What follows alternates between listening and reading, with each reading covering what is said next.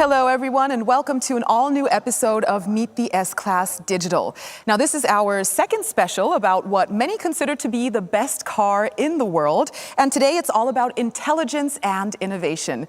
And my guest to my left is Mercedes-Benz Head of Automated Driving, Michael Hafner. Michael, thank you so much for joining us today. It's a pleasure to meet you. Hi, Yasmin. It's a pleasure to meet you as well. We're thrilled. And as I just mentioned, the S-Class is called the best car in the world by many automotive experts, surely for good reason. And one of them is definitely the pioneering safety features. So maybe you can start out by telling us a little bit about those. I'm very happy to do so. It has always been in the DNA of Mercedes-Benz to concentrate on safety. We introduced many safety innovations to the world. Two examples. Nearly 40 years ago, we introduced the front airbag into our vehicles. And 25 years ago, it was the ESP system that was introduced by Mercedes-Benz. In the meantime, both innovations are available in nearly each car in the world. So that's a very long, very proud history. And today you've brought along some new innovations. Why don't you tell us why we're standing here, Michael? Well, we are looking at the rear seat airbag. And the rear seat airbag is another innovation, first ever in industry. We showed it last year in our experimental safety vehicle, right in that setup here. And that rear seat airbag takes into consideration very, very special situations in the rear of the vehicle. And this speaks to one of the points that we established during our last episode of Meet the S-Class Digital, which is that you put a lot of focus on the rear seat passengers, also, of course, in terms of safety when it comes to your new flagship model, right? We did, and we did for good reasons, because especially in the S-Class, the most important people often sit in the rear of the vehicle. Could be the boss, could be kids, and sometimes that's even the same person. That could be the right? same person, definitely. So what is so special about these rear seat airbags? Well, if we look at them, you see that it's not the complete cushion that is inflated by the gas, as it is in the front airbag, but here it's only tubular structures that are inflated by the gas, and the rest of the structure is very flexible. It is used ambient air that is sucked into the airbag rather than gas, and that gives another flexibility into the system. And when you feel it right here, you can tell it is indeed extremely flexible right here, very sturdy. So this is new, also in terms of design. This is not what we're used to. What's so special about this design we're seeing here now? Well, the speciality is the flexibility, and that is because in the rear of the vehicle, the spatial situations are quite different. You have adults sitting there, you have children, you have child seats in opposite directions or front directions, so totally different scenarios, and that's why we need a very, very flexible structure. And when we listen to you explaining this, then of course we notice that there are so many factors that come into consideration during development and planning, right?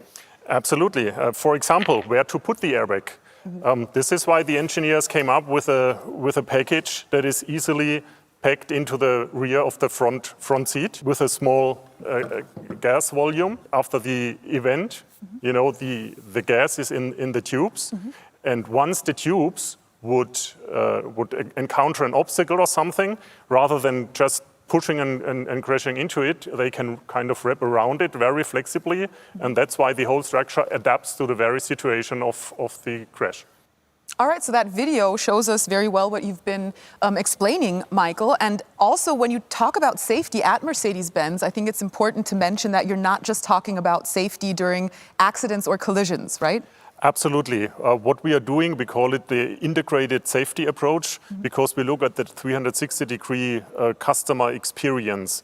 Safety features while driving, features that take care of when a crash is imminent or during the crash itself, and of course we're also looking at the area after the crash has happened. So that is the integrated approach where all our technologies are interlinked, active and passive safety. So everything surrounding a safety or an accident, a very comprehensive approach to safety, I would say. The occupants of the S-Class, they benefit, of course, but it's not only about them. Yep, it goes beyond that, because rather than only concentrating on the passengers in the vehicle, we have widened our scope, and we are also looking at pedestrians or vulnerable road users, cyclists, so people around the vehicle. That is also part of our integral approach. The ultimate goal is, of course, accident-free driving, right? How close would you say are you to this goal? Well, the S-Class is making another huge step into that direction, but of course, also we are unable to really put physics aside. But even if crashes are not fully avoidable, we at least can do a high contribution in lowering the impact and make that way less severe than in the past. Now, we're here to learn all about the new S-Class, of course. So generally spoken, what other safety features are there that we should know about? Well, Yasmin, I guess you understand that I can't spoil the world premiere that is coming in September. Okay. But maybe I can give one more example. Sure. For I have sworn before you and Almighty God the same solemn oath our forebears prescribed nearly a century and 3/4 ago. The world is very different now, for man holds in his mortal hands the power to abolish all forms of human poverty and all forms of human life. And yet the same revolutionary beliefs for which our forebears fought are still at issue around the globe. The belief that the rights of man come not from the generosity of the state, but from the hand of God. We dare not forget today that we are the heirs of that first revolution. Let the word go forth from this time and place to friend and foe alike that the torch has been passed to a new generation of Americans born in this century, tempered by war, disciplined by a hard and bitter peace, proud of our ancient heritage, and unwilling to witness or permit the slow undoing of those human rights to which this nation has always been committed and to which we are committed today at home and around the world.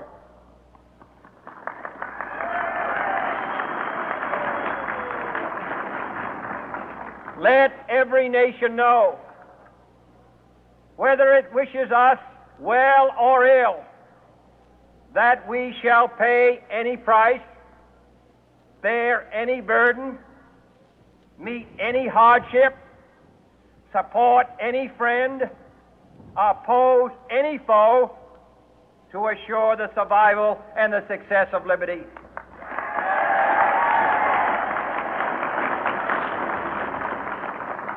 This much we pledge and more.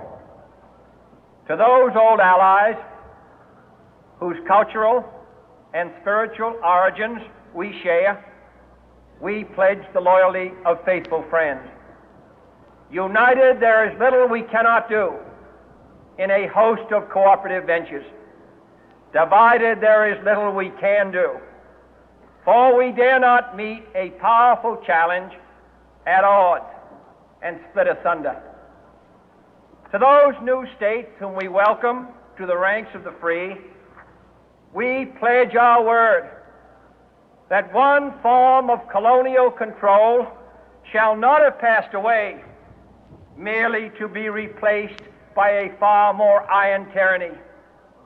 We shall not always expect to find them supporting our view, but we shall always hope to find them strongly supporting their own freedom, and to remember that in the past, those who foolishly sought power by riding the back of the tiger ended up inside.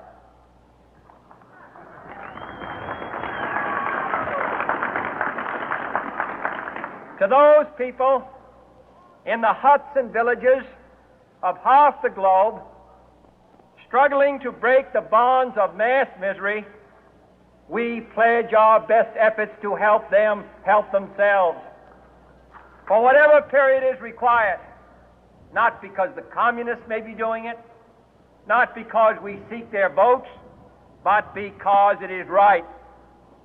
If a free society cannot help the many who are poor, it cannot save the few who are rich.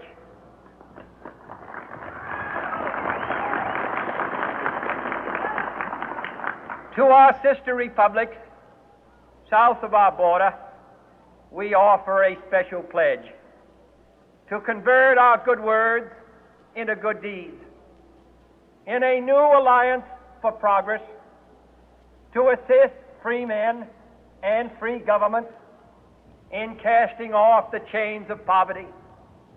But this peaceful revolution of hope cannot become the prey of hostile powers. Let all our neighbors know that we shall join with them to oppose aggression or subversion anywhere in the Americas. And let every other power know that this hemisphere intends to remain the master of its own house.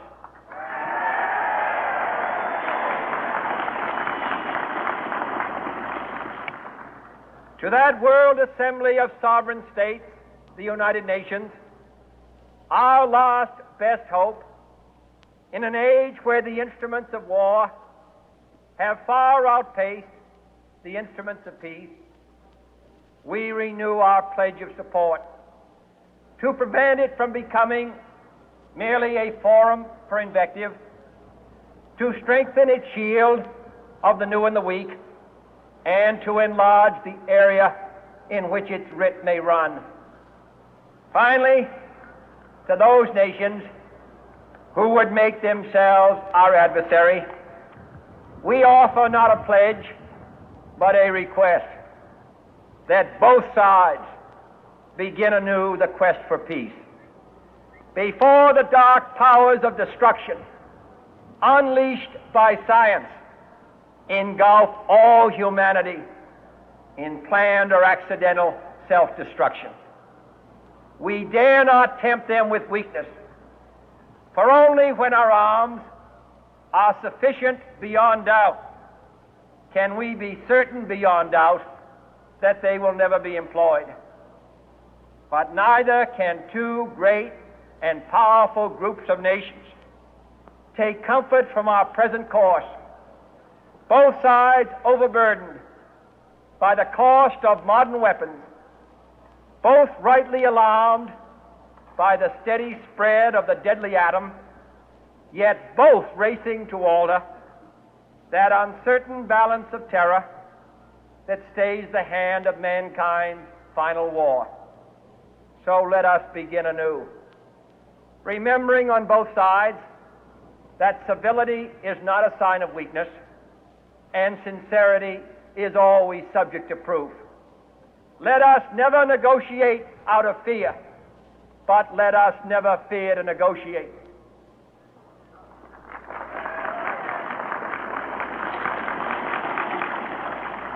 Let both sides explore what problems unite us, instead of belaboring those problems which divide us. Let both sides, for the first time, formulate serious and precise proposals for the inspection and control of arms, and bring the absolute power to destroy other nations under the absolute control of all nations.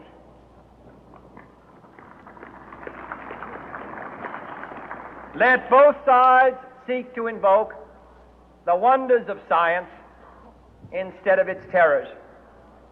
Together, let us explore the stars, conquer the deserts, eradicate disease, tap the ocean depths, and encourage the arts and commerce.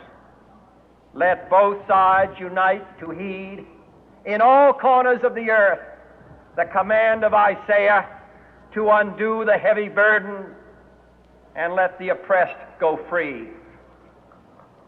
And if a beachhead of cooperation may push back the jungle of suspicion, let both sides join in creating a new endeavor, not a new balance of power, but a new world of law, where the strong are just and the weak secure and the peace preserved.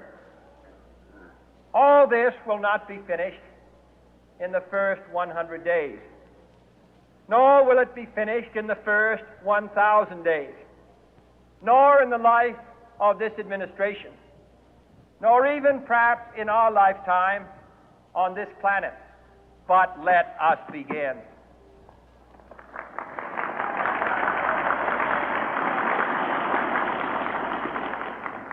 In your hands, my fellow citizens, more than mine, will rest the final success or failure of our course. Since this country was founded, each generation of Americans has been summoned to give testimony to its national loyalty. The graves of young Americans who answered the call to service surround the globe. Now the trumpet summons us again, not as a call to bear arms, though arms we need, not as a call to battle, though in battle we are, but a call to bear the burden of a long twilight struggle, year in and year out, rejoicing in hope, patient in tribulation, a struggle against the common enemies of man, tyranny, poverty, disease, and war itself. Can we forge against these enemies a grand and global alliance, north and south, east and west, that can assure a more fruitful life for all mankind? Will you join in that historic effort?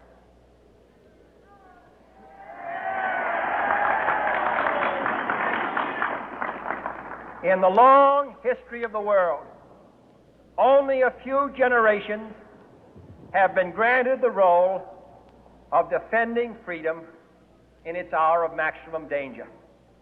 I do not shrink from this responsibility. I welcome it.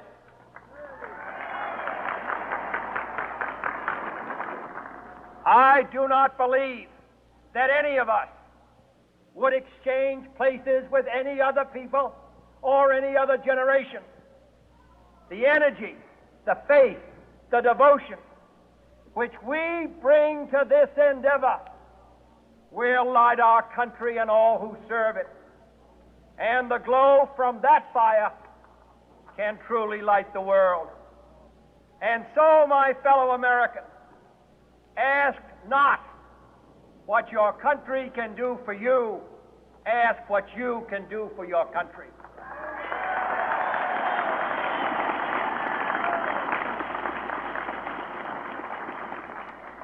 My fellow citizens of the world, ask not what America will do for you, but what together we can do for the freedom of man.